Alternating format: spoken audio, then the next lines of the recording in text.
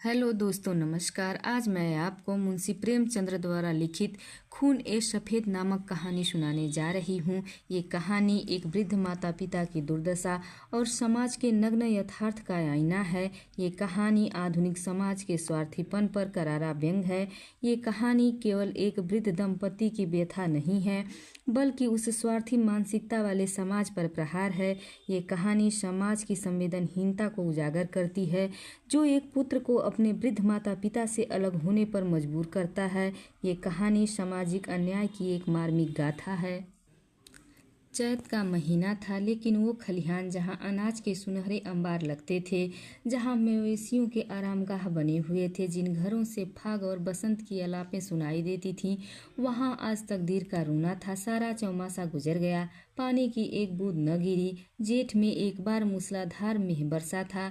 किसान फूले न समाये, खरीफ की फसल बो दी, लेकिन फयाद इंद्र ने अपना सारा खजाना शायद एक ही बार लुटा दिया। पौधे उगे बढ़े और फिर सूख गए।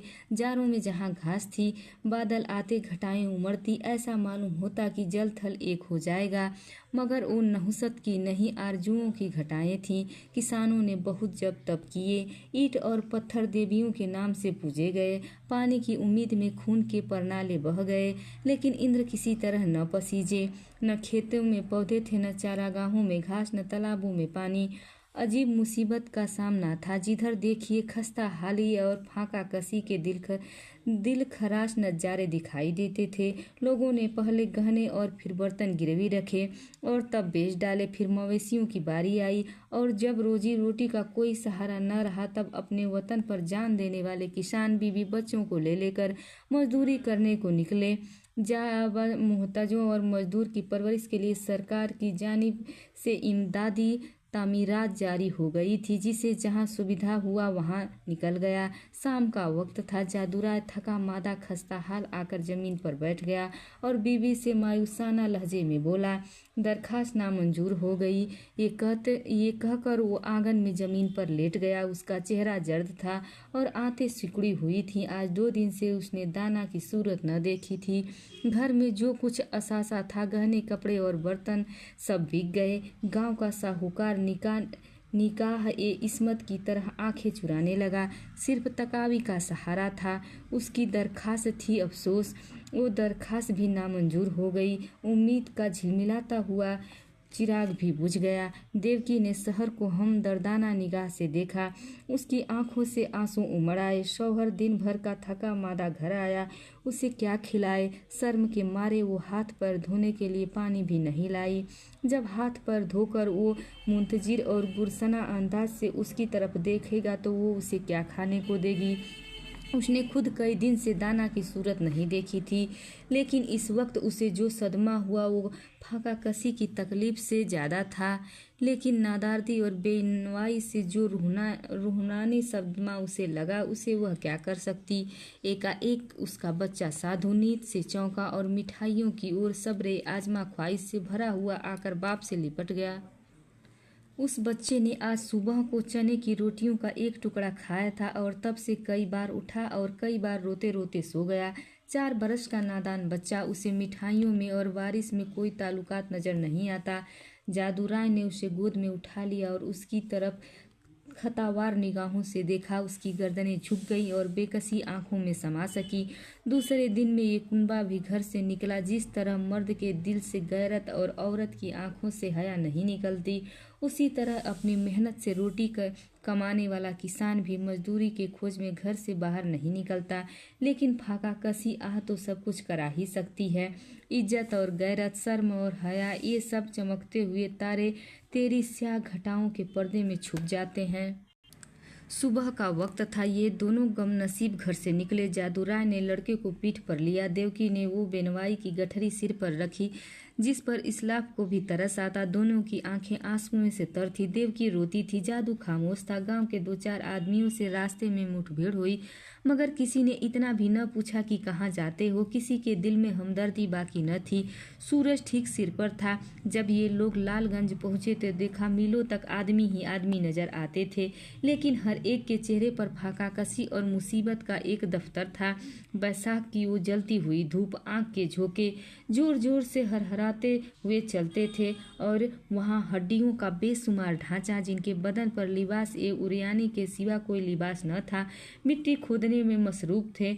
गोया मरघट था जहाँ मुर्दे अपनी हाथों से अपनी कब्र खोद रहे थे। बूढ़े और जवान, मर्द और बच्चे, सब कुछ इस बेकसाना हिम्मत और याद से काम में लगे हुए थे। गोया मौत और फाका कसी उनके सामने बैठी घूर रही है। इस आफत में न कोई किसी का दोस्त था, न हमदर्द, न रहम और शराफत और अखलाक। ये सब इंसानी जज्बात है जिनका खालिक इंसान है। कुदरत ने जानदारों को सिर्फ एक खासियत अता की है और वो है खुदगर्जी। इंसानी जज्बात जो फारिग उलबाली के श्रृंगार हैं, अक्सर बेवफा दोस्तों की तरह हमसे दगा कर जाते हैं, लेकिन ये फितरी खासियत एकदम आखिर तक हमारा गला नहीं छोड़ती। 8 दिन गुजर गए थे। शाम का वक्त था। कैंप का काम खत्म हो चुका था। कैंप से कुछ दूर आम का एक घना बाग था। वहीं एक पेड़ के नीचे जादू राय और देवकी बैठे हुए थे। दोनों ऐसे खस्ता हाल थे कि उनकी सूरत भी पहचानी नहीं जाती थी। वो आजाद कश्तकार नहीं रहे, वो अब फाकाकस मजदूर हो गए हैं। जादू राय ने अपने बच्चे को जमीन पर सुला दिया। उसे कई दिन से बुखार आ रहा था।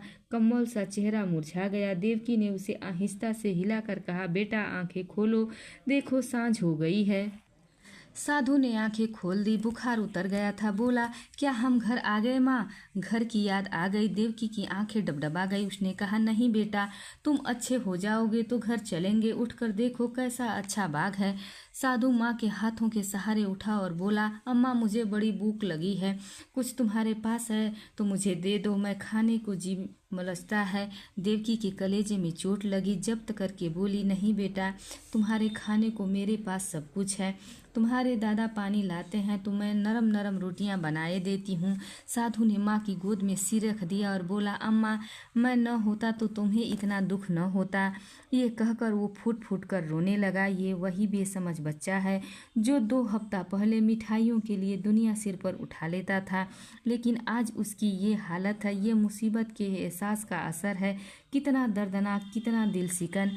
इसी असना में कई आदमी लालटेन लिए हुए वहां आए और फिर गाड़ियां आई। उन पर डेरे और खेमे लदे हुए थे। दम के दम में वहां खेमे खड़े हो गए और सारे बाग में चहल पहल नजर आने लगी। देवकी रोटियां सेक रही थी। साधु धीरे धीरे उठा और हैरत से ताकता हुआ एक डेरे के नजदीक जाकर खड़ा हो गया। पादरी मोहनदास ने खेमे से बाहर निकले तो उन्हें साधु खड़ा दिखाई दिया। उसकी सूरत पर उन्हें तरस आ गया। मोहब्बत का दरिया उमड़ आया। बच्चा को गोद में उठाया और खेमे में लाकर एक गद्देदार कोच पर बिठा दिया। तब उसे बिस्कुट और केले खाने को दिए। लड़के ने अपने बेहतरीन जमाने में उनने अमती की सूरत न देखी थी। बुखार की बेचैन करने वाली भूख लगी हुई थी। उसने खूब शेर होकर खाया और तब एहसानमंद निगाहों से देखते हुए पादरी साहब के पास जाकर बोला, तुम हमको रोज ऐसी चीजें खिलाओगे? पादरी साहब इस भोलेपन पर मुस्कुरा कर बोले, मेरे पास इससे भी अच्छी अच्छी चीजें हैं। इस पर साधु राय ने फरमाया, अब मैं रोज तुम्हारे साथ रहूंगा। अम्मा के पास ऐसी अच्छी चीजें कहाँ हैं? वो तो मुझे चने की रोटियां खिलाती हैं। उधर देवकी ने रोटियां बनाई और साधु को पुकारने लगी। साधु ने माँ के पास जाकर कहा, मुझे साहब ने अच्छी अच्छी चीजें खाने को दी है। साहब बड़े अच्छे हैं। देवकी ने कहा, मैंने तुम्हारे लिए नरम नरम रोटियां बनाई हैं, आओ तुम्हें खिला दूं। साधु बोला, अब मैं न खाऊंगा। साहब कहते थे कि मैं तुम्हें रोज रोज अच्छी अच्छी चीजें खिलाऊंगा, मैं अब उनके साथ रहूंगा। माँ ने समझा लड़का हंसी कर रहा है। उसे छाती से लगा कर बोली, क्यों बेटा, हमको भूल जाओगे? मैं तुम्हें कितना प्यार करती हूँ। साधु तिफलाना मतानत से बोला, तुम तो मुझे रोज चने की रोटियां देती हो माँ, तुम्हारे पास तो कुछ नहीं है। शायद मुझे केले और आम खिलाएंगे। ये कहकर वो फिर खेमे की तरफ भागा और रात को वहीं सो रहा। पादरी मोहनदास का वहाँ 3 दिन कैंप रहा। साधु दिन भर उन्हीं के साथ रहता। साहब ने उसे मीठी मीठी दवाएं दी। उसका बुखार भी उतर गया। वो भोले भाले किसान साहब को दुआएं देते, बच्चा चंगा है और आराम से है, साहब को परमात्मा सदा सुखी रखे। उन्होंने बच्चे की जान रख ली। चौथे दिन रात ही को पादरी साहब ने वहां से कूच किया और सुबह को देवकी उठी तो साधु का कहीं पता न था। देवकी ने समझा कहीं टपके ढूंढने गया होगा। उसने जादू से कहा लल्लू यहाँ नहीं है। उसने भी यही कहा कहीं टपके ढूंढता होगा। लेकिन जब सूरज निकल आया और काम पर चलने का वक्त आ पहुंचा तब जादू राय को कुछ अंदेशा हुआ। उसने कहा तुम यहीं बैठी रहना, मैं अभी उसे लिए आता हूँ। उसने जवार के सब बाग छान डाले और 10 बजते बजते नाकाम लौट आया। साधु न मिला। देवकी जोर जोर से रोना शुरू की। फिर दोनों अपने लाल की तलाश में निकले। तरह तरह के ख्याल दिल में आते थे। देवकी को पूरा यकीन था कि साहब ने उस पर कोई मंत्र डाल दिया, लेकिन जादू को इस पर कोई भरोसा न था। बच्चा इतनी दूर अनजान रास्ते पर अकेले नहीं जा सकता। दोनों गाड़ियों के पहिए और घोड़ों की टापों के निशान देखते चले जाते थे, यहाँ तक कि वो एक सड़क पर आ पहुंचे। वहां गाड़ी के बहुत से निशान थे। उस खास लीक की तमीज न हो सकी। घोड़े की टाप भी एक झाड़ी की तरफ जाकर गायब हो गई। उम्मीद का सारा सहारा टूट गया। दोपहर हो गई थी। दोनों धूप के मारे बेचैन मायूसी से नीम जान हो गए थे। वहीं एक दरखत के साये में बैठ गए। देवकी विलाप करने लगी और जादू ने गुम गुसारी का फर्ज अदा करना शुरू किया। जब जरा धूप तेजी कम हुई फिर दोनों आगे चले, लेकिन उम्मीद के बजाय मायूसी के साथ। घोड़े के टाप के साथ उम्मीद का धुंधला निशान भी गायब हो गया था। शाम हो गई। बजा मवेशी मौत के इंतजार में बैठे दिखाई देते थे। ये दोनों मुसीबत के मारे हिम्मत हार कर एक दरख्त के नीचे बैठ गए। उसी दरख्त पर फाख्ता का एक जोड़ा बसेरा लिए हुए था। उनका नन्हा सा बच्चा आज एक सूखे के चंगुल में फंस गया था। दोनों दिन भर बेचैन इधर उधर उड़ते रहे। इस वक्त हिम्मत हार कर बैठे रहे। मायूसी ने तसफी दी। उम्मीद में चिराग आया। जादू और देवकी मायूसी में भी उम्मीद की झलक देखने लगे, इसीलिए वो बेचैन थे। 3 दिन तक ये दोनों अपने खोए हुए लाल की तलाश करते रहे। दाना से भेंट नहीं। प्यास से बेचैन होते तो पानी की 4 घूंट हलक के नीचे उतार लेते। उम्मीद के बजाय मायूसी का सहारा था। हिम्मत के बजाय बेहिम्मती का हाथ। अश्क और गम के सिवा कोई राह न थी। किसी बच्चों के पैर के निशान देखते तो उनके दिलों में उम्मीद का तूफान बढ़ जाता, लेकिन हर एक कदम उन्हें मंजिल ए मकसूद से दूर लिए जाता था। इस वाकया को 14 साल गुजर गए और मुताबिर 14 साल इस मुल्क में राम का राज रहा। न कभी इंद्र ने शिकायत का मौका दिया और न जमीन ने। उमड़ी हुई नदी की तरह अंबार खाने गले से लबरेज थे। उजड़े हुए गांव आबाद हो गए। मजदूर किसान हो गए और किसान जायदाद की तलाश में नजरें दौड़ाने लगे। वही चैत के दिन थे। खलिहान में सुनहले अनाज के पहाड़ खड़े थे। भाट और भिखारी इन किसानों पर दुनिया की नेमतों की बारिश करते नजर आते थे। सुनारों के दरवाजे पर सारे दिन और आधी रात तक ग्राहकों की जमघट लगी रहती थी। दर्जी को सर उठाने की फुर्सत न थी। अक्सर दरवाजे पर घोड़े हिनहिना रहे थे और देवी के पुजारियों को बदहजमी का मरज हो गया था। जमाने ने जादू राय के साथ भी मुसाअदत की। उसके घर पर अब बजाय खपरैल के पक्की छत हो गई। दरवाजे पर खुशकामद बैलों की जोड़ी बंधी हुई थी। वो अब अपनी बहली में सवार होकर बाजार जाया करता है। उसका जिस्म उतना सुडौल नहीं है। पेट पर फारिग उल बाली का खास असर नजर आता है और बाल भी सफ़ेद हो चले हैं। देवकी का शुमार भी गांव की बड़ी बूढ़ी औरतों में होता है और पड़ोसियों में अक्सर उसके फैसले नातिक समझे जाते हैं। जब वो किसी पड़ोसन के घर जाती है तो वहाँ की बहुएं खौफ से थर्राने लगती हैं। उसकी निगाह तेज और जबान 16 रेज की सारे गांव में धाक बनी हुई है। महीन कपड़े अब उसे नहीं भाते, लेकिन गहने के बारे में वो इतनी ही किफायत सार नहीं है। उनकी जिंदगी का दूसरा पहलू इससे कम रोशन नहीं है। उनके 2 औलादें हैं। लड़का माधव सिंह अब खेती बाड़ी के काम में बाप की मदद करता है। लड़की का नाम शिव गौरी है। अब वो माँ के साथ चक्की पीसती है और खूब गाती है। बर्तन धोना उसे पसंद नहीं, लेकिन चौका लगाने में मसाक है। उसकी कुड़ियों की कभी ब्याह से जी नहीं भरता। आए दिन शादियाँ होती रहती हैं। हाँ, उनमें किफायत का कालिम लिहाज रखता है। गुम गस्ता साधु की याद अभी तक ताज़ा है। उसका जिक्र अक्सर आता है और कभी बगैर रुलाए नहीं रहता। देवकी कभी कभी दिन दिन भर उस लाडले बेटे की सुध में बैठकर रोती है। शाम हो गई थी। बैल दिन भर के थके सर झुकाए चले आते थे। पुजारी ने ठाकुर द्वारे में घंटा बजाना शुरू किया। आजकल फसल के दिन है, रोज पूजा होती है। जादूराय खाट पर बैठे नारियल पी रहे थे। शिव गौरी रास्ते में खड़ी उन बैलों को कोस रही थी जो उसके आलीशान महल की जरा भी इज्जत न करके उसे रौदते चले जाते थे।